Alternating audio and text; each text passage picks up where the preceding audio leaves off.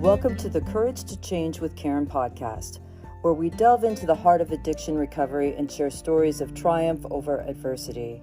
I'm your host, Karen Gardner, your experienced guide in addiction recovery, providing support for the families impacted by addiction.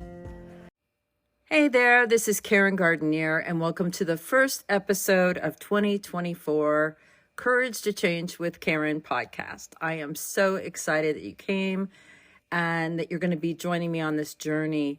I thought how I'd do this, since this is going to be a weekly podcast every Thursday, I am going to pick my favorite reading from the previous week, and that's what I'm going to read on Thursday.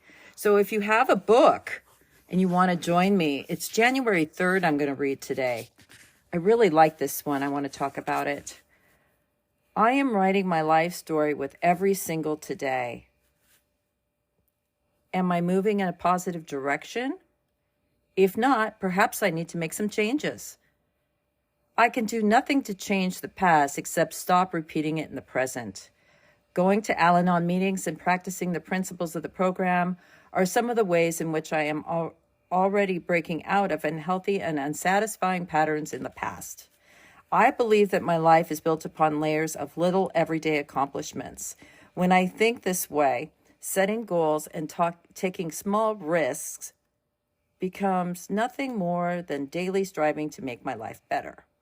Taking some tiny action each day can be much more effective than weeks or months of inactivity followed by a frenzied attempt to make radical changes overnight. Well, that's me. It certainly leaves me more serene. When I face a new challenge, I try to take my beginning wherever it may be and start from there. Today's reminder: no one can make me change. No one can stop me from changing. No one really knows how I must change. Not even I. Not until I start. I will remember that it only takes a slight shift in direction to begin a new change in my life. The journey of 1,000 miles begins with a single step. Okay, I love it. I love it. I love it. I love it. I did a live on the social media channels yesterday. I actually hit all of them live, and I was talking about something that I picked up in 2023 that has really made a big difference to me in my life. I've always kind of known this the last several years, but this last year I had some big hits in my life, big changes. And this really saved me. It really saved me. I lost a really important friendship in 2023, the beginning of 2023, and I was shocked, absolutely shocked to lose this friendship. And it was over something of integrity. And, I really had to evaluate, what am I going to do here? In the past, the old Karen, I changed to fit other people. I wanted to be loved. I wanted to be liked. I wanted to be belonged. I wanted to belong. I wanted, I just wanted to fit in. And as I've gotten older, thank God that's changed. I heard once someone said, stand for something or fall for anything. And that is the truth. That friendship was one of those things. And I had to really evaluate what I was going to stand for. And it ended up severing the relationship badly. I mean, they handled it really badly. I was able to keep my mouth shut, but it was so sad. And later in 2023, I had a financial thing happen. Someone I was in business with, who I thought I knew, who I thought had the same integrity and mindset that I did, ended up being greedy and dishonest and really screwed me.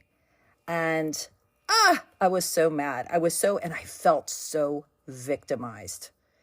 Both of these things, I felt like the victim. I felt really like a victim, like this is happening to me. Why is this happening to me?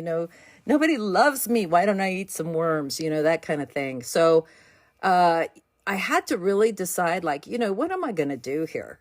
And there's this idea that I have that there's something to learn out of everything. You read that a lot in social media posts and these, people rah, but I believe it's true.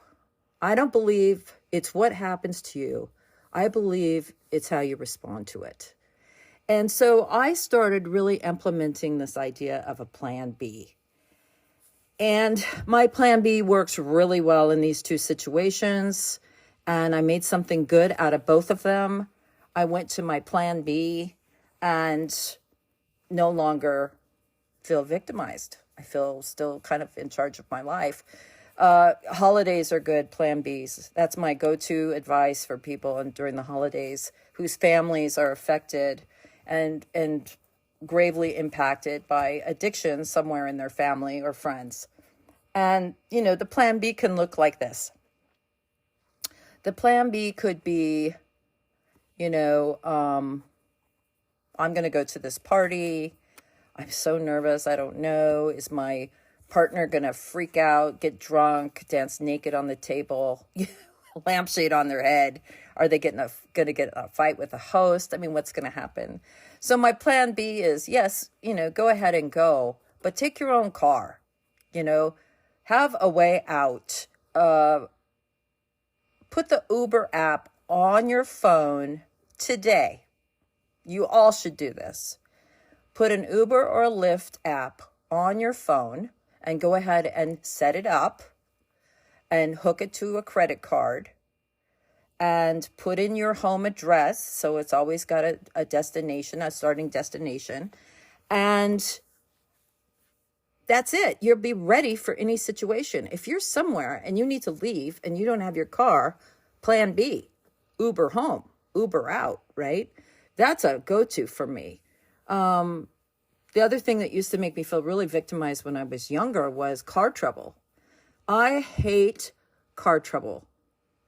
For some reason, I don't want to be that guy stuck in the middle of the street with everybody honking at him. My hood's up, the smoke's coming out. I don't know what to do. Flat tires, dead batteries. Plan B. I got triple A. Everybody listening this should, if you're in the United States, should have AAA. I'm sure your country has some form of AAA. An automobile service. I mean, it costs like $4 a month. And talk about peace of mind. And now if I have a car problem, I just call AAA. And if I don't want to sit there and wait and the guy's going to tow it, I call the tow truck. He comes. I get on my phone, get an Uber, and I go home. I mean, there's no reason to be a victim of things. And it works with anything. It works if you're a single mom and you're concerned about, God, if I miss work, if I get sick and miss work, I'm not getting paid those days. Well, take some action, look into Geico. It's pretty cheap. It's any kind of insurance like that where you miss work and it reimburses you for it.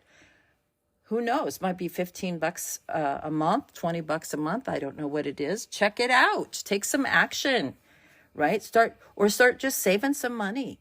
Taking, $10 out of every paycheck and put it in an envelope and start saving it. So if you're sick, you actually can stay home. There's nothing worse than going to work because you can't miss work. You can't miss the money. So start thinking about those plan Bs in your life. If you're cooking a big dinner, you got a bunch of people coming over and you're nervous anyway, and then your oven goes out. Plan B, order pizza. You know what I mean? It's all doable. But when something happens and we freeze, and we go right to victim mode and go right down that rabbit hole, oh, fuck, this is happening again. Why does this always happen to me? I can never do anything right. I can't have anything nice. You know what I mean? It's just old tapes running. But that plan B, always knowing what you're going to do in an emergency, in any kind of situation, have a plan B. That's a big one. And I love the reading because that's one of the things that I am going to really focus on when it talks in the beginning about, am I moving in a positive direction? If not, maybe I need to make some changes, right? I don't want to keep repeating the past. I don't want to be victimized by events. Even one of my plan Bs now is, and I had to use it in 2023, was when someone freaks out on you, and it happens. Maybe it doesn't happen to you, but it happens to me. And they're screaming at you and yelling at you, and you're standing there. My plan B is not to respond. It used to be that I would yell and scream back, and I would lose my mind. I could feel my blood pressure rise. I could feel I'd be shaking all over, just shaking. You know how mad you get? And you're screaming, and two people are screaming. It's a shit show, and I don't have to do that anymore. I got a plan B. I'm going to be quiet. I'm going to watch the show, watch them. And I'm calling an Uber, right? I'm out of there. If I don't have my car, I'm calling an Uber and I'm getting out of there. And if it's in my own home, they got to go. And if they don't want to go, I'm going to call the police. I mean, I have a plan B now. I know what I'm going to do. I like that. Those are the things. Those have changed my direction. I don't have to be a victim anymore. I lost some money this year, but I don't really think I've lost it. I think in the long term, it's going to come back to me. Instead of being a victim of the situation, I took action. I got an attorney. I've filed suit, and looks like I got a good case, and I'm going to get my money back. And hopefully get the money back that I'm losing while it's not making money, in my possession. So, you know what I mean? But it took me a long, believe it or not, I guess most people just think, I'm going to sue him. I didn't think that. You know what I thought? I thought, oh my God, I am so bad with money. How could I do this? Oh my God, I am so stupid, right? What am I going to do? How could I, this is like this. And when I did this when I was 8, when I was 22, and I spent all that money on that trip and I couldn't pay my rent. You know what I mean? I immediately went to that, like shame. And it's not shameful. It happens, right? It happens. And it's business. And so I have to, if I want to do business, I'm going to have to act like a business person and say, hey, I tried to work it out with them and say, hey, I don't want to do this legally. Why don't you just, why don't we just settle up, be big kids about it? And it was like, no, they didn't want to do that.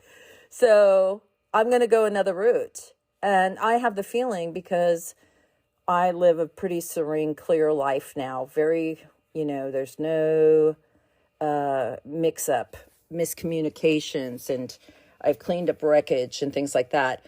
I have no doubt it's going to work out in my favor. Not sure how. I also learned a lot. I learned something from that. And that is, how can I put this in an analogy? I want to share this lesson with you because it was a big lesson. You get really excited. Here's just a weird analogy, but you'll get the point. You're really, really excited, and you have an opportunity to buy a dozen eggs, and you are so excited. They are like, they tell you they're golden eggs. They're gold eggs. There's a dozen of them, and you can buy a carton, and this is what you're going to get. And you're like all excited, and you've got that much money to buy the 12 golden eggs, and you buy the 12 golden eggs, and they end up being brass or chocolate, right? Or something else. They're not gold eggs, or you don't really own them, or something's wrong with the deal and you feel terrible. Well, the next time I would do something like that, I would buy one egg, not a carton. I'd say, I'll tell you what, let me buy one egg, and if I like it and it works out for me, and I'm thrilled, I'll come back for the other 11 eggs. Or maybe I'll just buy one egg at a time. But, I don't know what to say about that. I kind of feel that way about anything now. You just there's no rush. It always seems like it's a rush, and it's a rush, rush, rush to change my life, which is my next point in this reading. This reading says down here, I believe my life is built upon layers of little everyday accomplishments. Taking some tiny action each day is much more effective than weeks and months of inactivity followed by frenzied attempt to make radical changes overnight. Well, I am a radical change overnight kind of gal. That's why I bought a dozen eggs. That's my temperament. I want things to change. I want them now. I don't want to wait. And then I wait, and at the last minute, I'm frenzied. Right? So, and those kind of changes don't last. I mean, think about it like with diets. You think, okay, I'm going to walk around the block once a day all year long. That would be really good for you, right? That would be. But I don't walk all week. And then on Sunday, I think, oh God, I feel so shameful and guilty. I'm like, oh my God, I'm going to walk 10 times around the block today to make up for the 7 days I missed and 3 more just because I'm such an overachiever. And, then I'm sick, I'm sore, I can't work on Monday, right? I've pulled something, strained something, whatever, you get the point. So these slow incremental changes are powerful.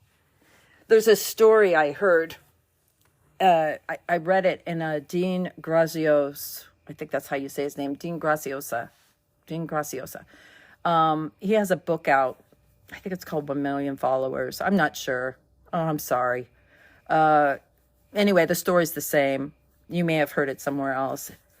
And it's a little fable about a rancher from a small Midwestern town, right? And he's a rancher, and he's very smart. He works very hard on his land. He's got a big piece of property, and every day he drives out to feed his cows.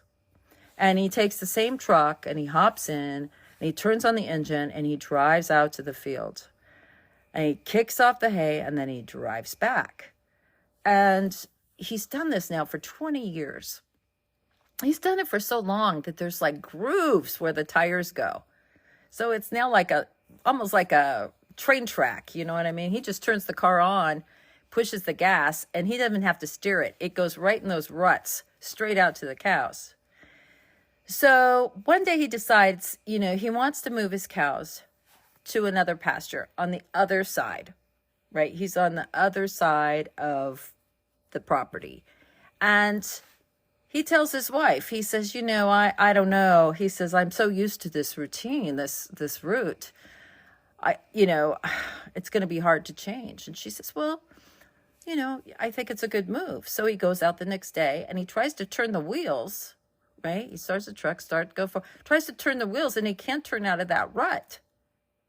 So he comes back and he says, oh my God, I can't change. I can't change the location of the cows because I can't get out of that rut out there. And she says, well, very smart woman. Leave it to women. She says, well, why don't you just turn the wheel 1 degree and do that every day and see what happens. So he goes out and he turns the wheel 1 degree to the right.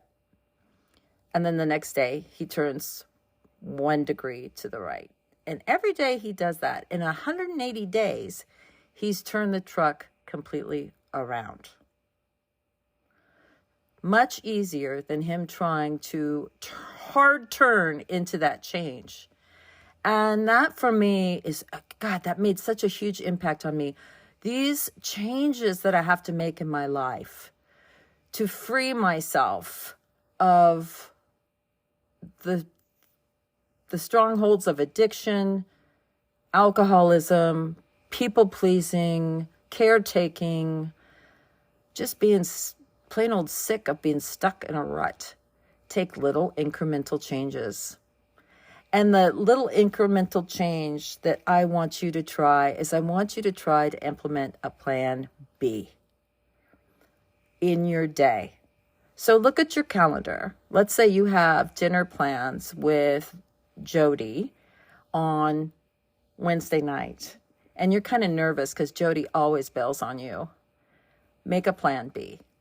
If Jody bails on me, I'm going to go see this movie I've been wanting to see. Since I'm all dressed up and ready to go anyway, I'm going to go to the show. Plan B. That's the key. If you know that you and your husband are supposed to go to a fancy office party on Saturday night, and you absolutely know he's going to go drinking Friday and he's not coming home, plan B. You want to go anyway without him? You could. Do you want to decide that you're going to go over to your parents' house, your sister's house, your friend's house, and maybe spend a couple days? You could. What's the plan B? Otherwise, you're just a victim. You're a victim sitting in your house going, God damn it, Jody canceled again. Right? I don't have anything here. I thought I was going to dinner. God damn it. And you're disappointed and you're a victim to Jody and whatever she's doing. Your husband doesn't want to go to the party. He ends up getting drunk and going on a bender for 3 days. You can decide what to do. You don't have to say, oh my God, my husband didn't come home. He's going to lose his job. We didn't go to this big event. Plan B, either show up anyway, have a good time, eat a little something, or go somewhere else, do something else, make a plan. But everything on your calendar should have a plan B. And I want you to start getting prepared for 2024.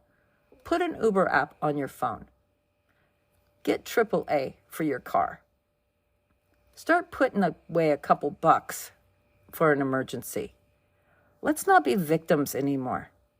Let's start responding to our life instead of reacting to everything. That's the first little small change I want you to start implementing. And until then, I think this is really going to be powerful. So I really want you to try. Try to implement this today. And it's the weekend, so you should have plans. So just come up with a plan B. You don't even have to tell anybody you have a plan B. Just have a plan B. You won't be disappointed. Your feelings won't be as hurt. And you'll be busy. You're taking action. You're going in the right direction, just like the reading said. I also want to ask you, if you know anybody, any families suffering from addiction, suffering in their own families from the effects of alcoholism or drug addiction or gambling, tell them about this podcast. Send them a link. Let them join in. The more, the merrier. All right, you guys. I'll see you next Thursday. Thanks for joining me.